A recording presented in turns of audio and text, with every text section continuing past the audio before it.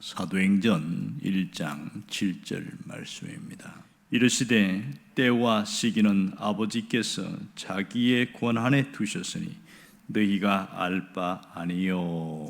사람이 갈등을 하게 되는 것은 서로 상대방의 요구와 또 상대방의 의도를 파악하지 못할 때 일어나는 일입니다. 그러니까 결국 보면 내 생각에 옳은 대로 내가 좋아하는 대로 하다가 오히려 더 좋은 일이 더 안 좋은 일로 나타날 때가 상당히 많습니다. 의견 차이는 우리가 살아가면서 여러 가지 어려움을 갖게 합니다. 오늘 본문에 보면 의견에 서로 차이가 있는 두 부류를 보게 되는데, 하나는 제자들이고 하나는 예수님입니다. 특별히 이 사복음서의 마지막인 요한복음 21장에 보면 이 교회 역사와 사도들의 행적의 마지막 1장과 맞물려 있는 부분을 보게 되는데요. 요한복음 21장 마지막 보면 베드로가 순교할 것에 대해서 예수님이 얘기를 하고 있습니다. 그럴 때 베드로가 평소 라이벌로 여기고 있던 요한이 궁금한 거예요. 그러면 요한은 어떻게 됩니까? 이 사람은 어떻게 되겠습니까? 이렇게 묻습니다. 이때 주님이 뭐라고 이야기하냐면, 내가 올 때까지 그를 머물게 할지라도 네게 무슨 상관이냐 이렇게 말합니다. 결국은 베드로가 궁금한 것에 대해서 얘기를 하지 않습니다. 요한이 어떻게 될지 그것은 네가 상관할 게 아니다 이렇게 얘기를 하는데, 오늘 본문과 연결이 되어집니다. 오늘 1장에도 보면 이스라엘 나라를 회복하심이 이때입니까? 이렇게 묻습니다. 이것은 예수님이 예루살렘을 떠나지 말고 아버지께서 약속하신 성령을 기다리라 얘기했을 때 성령이 오시는 그 날이 예루살렘은 이스라엘 나라가 회복되는 그런 때라고 아마 생각했던 것 같습니다. 그러니까 예수님의 제자들은 무슨 생각하고 있냐면, 어떤 정치적인 그 어떤 해방 뭐 이런 것들에 더 관심을 갖고 있었고, 그것이 상당히 의견 차이가 계속 좁혀지지 않은 것을 보게 되었습니다. 결국 오늘 보면 6절에도 여쭈어 가로되 이렇게 이야기합니다. 여쭈어 이르되, 이 말은 미완료형으로 되어 있는데 한번 누군가가 예수님께 여쭈었다는 말이 아니고 다른 제자들도 함께 돌아가면서 예수님 정말 어떻게 됩니까? 계속 물어봤다 이런 얘기가 됩니다. 사실 이 궁금증은 그 이스라엘에 있었던 회복의 이런 부분이나 여러 가지가 제자들뿐만 아니라 우리에게도 비슷한 그런 현실 문제라고 할 수 있습니다. 이스라엘을 회복하는 때와 그 시기가 언제인가 이런 건 상당히 궁금한 부분이겠죠. 그때에 7절에 주님이 뭐라고 그러냐면, 때와 시기는 아버지께서 자기 권한에 두셨으니까 너희의 알 바가 아니다 이렇게 얘기를 하고 있습니다. 너희의 알 바가 아니다. 원문에 보면 그것을 아는 것은 너희의 것이 아니다 이렇게 나와 있습니다. 한마디로 말해서 상관할 바 아니다 이런 얘기가 되겠지요. 그럼 여기서 얘기해 주셔도 되는데 왜 직접적으로 얘기를 안 해 주실까? 그런 의문점이 생깁니다. 주님은 어렴풋이 알고 계실 텐데 대충 이럴 때 임할 거고 이렇게 될 거다 그렇게 해줘도 되는데 아예 상관할 바 아니다 이렇게 싹 잘라서 얘기를 하고 있습니다. 좀 섭섭할 수 있지 않겠습니까? 그런데 오늘 이 본문에 나오는 때와 시기라는 것을 봐야 되는데, 때는 우리가 말하는 직선적인 어떤 시간을 말하는데 크로노스라는 그런 헬라어의 뜻을 갖고 있는 직선적인 시간입니다. 창조 때부터 지금까지 쭉 이어져서 흘러가는 그 시간, 이게 때고요. 시기라는 것은 어떤 특정한 때, 특정한 어떤 그런 시점, 그래서 이걸 카이로스 이렇게 말합니다. 예수님이 탄생한 때가 특정한 때고 예수님이 부활한 때가 특정한 시점이고 예수님이 재림하는 그 시간이 특정한 때입니다. 그럼 지금 예수님이 이야기하실 때는 부활하신 이유니까 재림의 시기와 관련되어 있다는 것을 알 수 있습니다. 어떤 성경이 말할 때 이 종말의 시점을 이 시기다 이렇게 말합니다. 그럼 주님이 직접적인 얘기를 전혀 하지 않고 너희의 알 바가 아니다 이렇게 말씀하신 이유가 뭐냐는 거예요. 이것은 예수님이 말하는 때와 제자들이 생각하는 때가 서로 다르기 때문에 그렇습니다.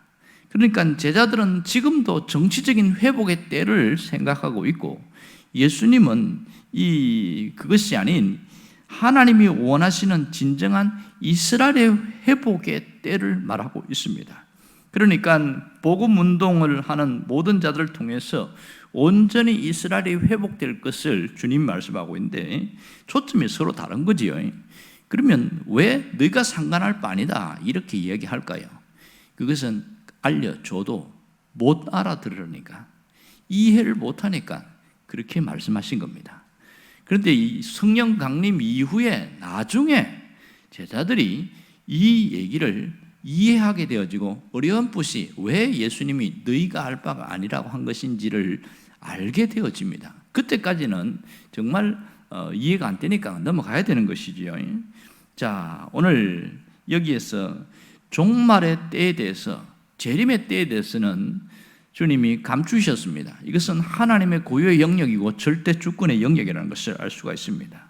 너희의 알 바가 아니다 이렇게 말씀하신 거 보면 굉장히 중요한 메시지가 있는 것이지요. 베드로가 물을 때 그게 너하고 무슨 상관이 있냐 이런 것과 너희가 알 바가 아니다 무슨 얘기를 하고 있습니까? 결국 이 피조물인 인간이 창조주인 하나님을 믿고 사랑한다는 게 뭐냐, 여기에 대한 정의가 내려지는데요. 그러니까 이 부분은 창조주의 고유의 영역이란 말이에요. 그분의 어떤 활동에 관련되어서 오직 신뢰와 존중이 우리에게 필요할 부분입니다. 그분을 인정하고 존중하는 것, 모든 것에 대해서 그것이 신자들이 해야 될 의무라는 것을 알 수 있습니다. 이 속에 인격이 있고 겸손이 있습니다. 주님은 우리가 제한된 우리에 대해서도 상당히 자유의지를 통해서 많은 것을 허락하고 있는 것이 사실입니다. 오늘 이스라엘의 독립에만 집착하고 있는 이 제자들에게 증인된 삶을 사는 것이 더 우선적인 일이다 이 얘기를 하고 있습니다. 그래서 때와 시기에 대해서 너희가 알 바가 아니고 오직 성령이 임하시는데 그때는 너희가 뭐 해야 되냐? 권능을 받아야 된다. 권능 받아야 되는 이유가 뭐냐? 그것은 증인된 삶을 살아야 하기 때문이다. 이걸 강조하고 있단 말입니다. 오늘 이 사실을 통해서 주님이 우리에게 주신 메시지가 무엇일까요? 그것은 성숙한 신앙인들은 하나님의 때를 이루기 위하여 증인된 삶을 살아야 한다. 이걸 강조하고 있는 겁니다. 그러니까 자기 자신의 주어진 영역에서 자발적으로 주님을 따르고 자원적으로 주님을 증거하는 증인된 삶을 사는 것, 이것이 하나님이 가장 기뻐하는 일이다 이렇게 말할 수 있습니다. 오직 지금 내가 있는 머문 그 자리에서 묵묵히 주님을 따르고 주님의 발자취를 함께 걸어가는 그 모습이 신앙인들의 아름다운 모습이라고 할 수 있습니다. 그렇다면 지금 우리는 어떻게 살고 있냐 하는 거예요.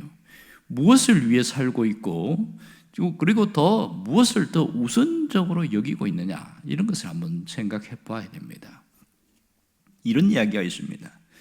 어떤 한 큰 수도원을 짓기 위해서 큰 공사 현장이 벌어졌는데 약 한 50년 이상이 넘는 긴 시간 동안에 수도원을 짓고 있는데 3명의 벽돌공이 있었어요. 3사람이 조적, 벽돌을 쌓는 일을 하고 있는데 그 중에 이제 궁금하니까 한 사람이 가서 묻습니다. 당신은 지금 무슨 일을 하고 있습니까? 이렇게 물으니까 보면 몰라요. 벽돌을 쌓고 있잖아요. 이게 넌더리가 나서 어쩔 수 없이 하고 있습니다. 이렇게 이야기하는 거예요. 상당히 질문하는 사람도 무안할 정도로 그렇게 이야기를 하는데 또 한 사람한테 갔더니 뭘 하고 있습니까? 그랬더니 제가 더 많은 돈을 받기 위해서 조금 위험스럽더라도 조금 힘들더라도 이 일을 나는 계속 하고 있습니다. 이렇게 이야기하는 거예요. 세 번째 사람에게는 뭘 하고 계십니까? 똑같이 물었어요. 그랬더니 지금 저는 수도원을 짓는 일에 지금 그 한 부분을 지금 하고 있습니다.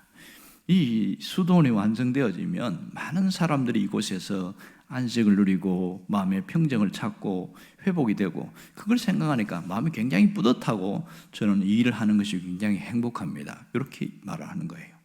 자, 똑같은 일을 하면서 생각하는 게 달랐죠. 그런데 10년 후에 이 사람이 똑같이 그 현장을 찾아갔답니다. 그랬더니 첫 번째 널널거려 난다는 사람은 여전히 투덜거리면서 그 현장에서 벽돌을 쌓고 있고 두 번째 사람은 더 많은 보수를 받기 위해서 돈을 받기 위해서 지붕 위에서 조금 위험스럽지만 더 훨씬 많은 돈을 받는 그런 일을 하고 있고, 세 번째 사람은 지식과 기술을 습득해서 현장 관리 감독하는 사람이 되어 있더라. 이걸 얘기하고 있는 겁니다. 뭘 얘기하고 있냐? 사람이 생각하는 것에 따라서 사람은 살아간다, 이 얘기를 하고 있는 겁니다. 생각의 차이가 삶의 차이를 가져온다는 것이지요. 무엇을 생각하고 살고 무엇을 우선적으로 여기고 사느냐, 이 차이가 인생의 완전한 변화와 차이가 있습니다. 우리가 살아가는 인생도 마찬가지입니다. 어떻게 살아갈 것인가, 그 생각의 방법에 따라 우리가 진실한 인생을 살 수도 있고 그 반대일 수도 있다는 겁니다. 인생에서 우리가 좋은 결과를 내기 위해서 살아갈 때에 특별히 내가 살아가는 인생을 어떻게 바라보고 있느냐, 이 점이 굉장히 중요합니다.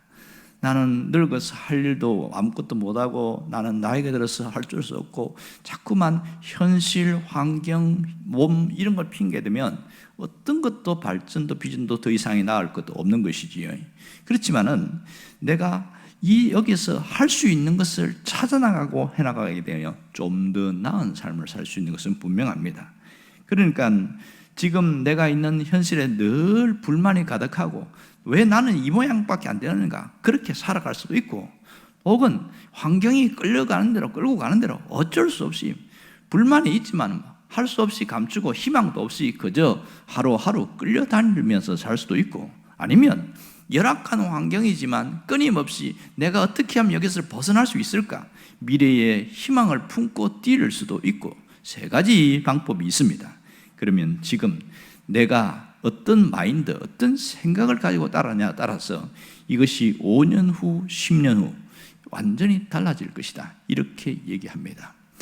김형석 교수님인가요? 이분이 90세가 훌쩍 넘어서 살고 계시는데 이분에게 후배들한테 한마디 해주시죠. 이렇게 물었어요. 무엇이 가장 후회가 됩니까? 이렇게 물었더니 인생이 60이 넘어서 아무 계획도 없이 살은 것이 가장 후회스럽다, 이렇게 말하는 겁니다. 자기가 이렇게 오래 살 줄 몰랐대요. 60이 넘으면 살아봐야 10년밖에 더 살겠나, 그렇게 생각하고 살아왔는데 살다 보니까 90이 훌쩍 넘었습니다. 그러니까 아무 계획 없이 살아온 게 가장 후회가 된다, 이런 얘기를 했습니다. 아주 뼈아픈 얘기지요. 여러분, 주님은 내가 무엇을 더 우선시하고 어디에다가 더 관심을 갖고 사는지, 여기에 주님은 굉장히 우리에게 눈여겨보고 계십니다. 인생의 목적과 가치를 어디에 두는지, 이것은 우리의 미래와 상당히 영향을 주고 있습니다. 정말 주님이 원하는 인생의 가치는 가장 우선적으로 여기다 이렇게 볼까요? 오늘 제자들에게 한 것처럼 우리도 똑같이 이야기할 겁니다. 너희가 살아가면서 중요한 것이 많이 있지만 정인된 삶을 살아가라, 이것이 더 우선적이지 않겠느냐. 그렇게 살아갈 때 주님이 가장 기뻐하지 않겠어요? 지금 우리가 누구의 때를 위하여 살아갑니까? 우리가 자식의 때를 위해 살아갈 수도 있고 노후의 때를 더 생각하면서 살아갈 수도 있습니다. 그러나 주님이 가장 원하는 것은 주님이 기뻐하시는, 주님이 원하신 그 때를 이루어 드리는 것이 우리가 정말 소중한 일이라고 생각합니다. 그것이 뭐냐면 복음으로 함께 살아가는 겁니다. 내가 복음을 갖고 복음을 품고 살아가는 것이 정인된 삶입니다. 우리는 정인된 삶 하면 딱 하나의 틀어 박혀 있어 고정된 관념이 있습니다. 그게 뭐냐면 가서 누구인가 전도지를 갖다 주고 또 예수를 믿게 하고 교회로 끌고 오고 데리고 오고 이렇게 하는 것이 정인된 삶이다, 이렇게 생각합니다. 틀린 건 아니지만 그게 전부는 아니거든요. 가장 본질적으로 내가 복음으로 살아있는, 영혼이 살아있고 복음으로 충만해 있는 이 삶이 정인된 삶의 시작입니다. 이 점을 놓쳐버리고 눈앞에 있는 전도지 들고 움직이는 것만 생각하면 평생 정인된 삶을 살아갈 수가 없는 것이죠. 오늘 우리는 정인된 삶을 위해서 현장으로 나가야 됩니다. 교회 안에서 정인된 삶을 사는 것은 의미가 없습니다. 성경에서 뭐라고 그랬어요? 예루살렘과 유대와 사마리아와 땅끝까지 나가라, 이 얘기를 하고 있잖아요. 물론 현장에서 예수님 하신 것을 우리에게로 적용하면 이런 겁니다. 예루살렘은 어딜까요? 가정입니다. 가정 안에서 내가 정인된 삶을 살아야 돼요. 유대가 어딥니까? 직장이죠. 내가 지금 있는 가장 가까이 있는 그 직장이나 여기가 유대입니다. 사마리아는 어딜까요? 가족이나 친척이나 형제나 가까운 사람들이 사마리아가 될 수 있습니다. 땅끝은 내가 전혀 모르는 사람이겠지요. 그런 사람들을 스치면서 만나기도 하고 이럴 때에 내가 예수 믿는 거 굳이 드러내지 않아도 돼요. 그러나 내 안에 복음이 살아있으면 정인된 삶이 있습니다. 자, 조건이 뭐냐? 너희가 권능을 받고 정인된 삶을 살아갈 때 조건이 뭐냐면, 권능은 성령의 임재인데 두 가지입니다. 외적인 임재와 내적인 임재가 있어요. 권능이 나타날 때 주로 외적인 임재는 가시적인 현상으로 나타납니다. 기적으로 나타나기도 하고, 전도를 할 때 불신자들이 복음을 듣고 회심하고 돌아오기도 하고, 그리고 회심한 사람들에게 삶에 나타나고, 이 가시적인 겁니다. 이런 것들이 초대교회나 우리 여기 한국교회 안에서 굉장히 많이 있었거든요. 그런데 또 하나는 뭐냐면 내적인 임재예요. 성령의 권능이 나타나는데 내적인 임재가 굉장히 중요합니다. 여러분, 내적인 임재는 내가 복음의 삶을 살 때의 권능이 나타나는 거예요. 너희가 권능을 받고, 우리는 권능을 받아야 됩니다. 이것을 성령 충만이라고 말하는데, 다른 말로 하면, 자, 권능을 받았던 것의 증거가 어떻게 하냐면 내 안에 기쁨이 있는 거예요. 샘솟는 기쁨이 나타나고 있고요. 또 두려움을 이기는 평안이 있습니다.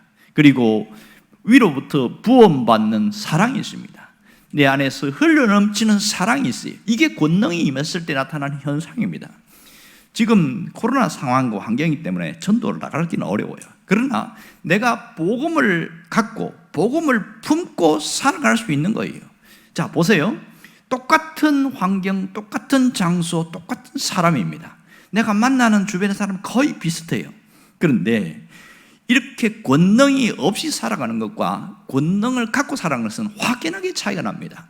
자, 복음을 갖고 복음을 품고 살았더니 권능이 나타나더라. 그러니까 내 안에서 뭐가 있어요? 기쁨이 가득하게 되고 얼굴이 항상 밝고 미소가 있어요. 그리고 마음에 평강이 있고 평안이 있단 말이에요. 항상 조금 돈 걱정 있고 사람 때문에 고민하고 걱정해도 내 마음 늘 편안해. 그것은 권능이 임했을 때 나타나는 역사입니다. 그리고 사람을 대할 때에 사랑으로 대하게 되는 거예요. 옛날에는 눈에 가시처럼 약점만 보여갖고 왜 쟤는 저것밖에 못하냐, 자꾸 사람들이 약점이 보여서 불평불만들이 내 속에 있어 말도 안 했지만, 그런데 가만히 보니까 잘하는 점이 더 잘 보이는 거예요.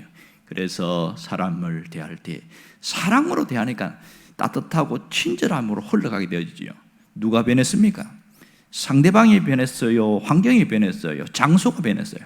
아무것도 안 변했어요. 오직 내가 변한 거예요. 내가 가정 안에서 예루살렘에서 내가 증인이 되는 게 뭡니까?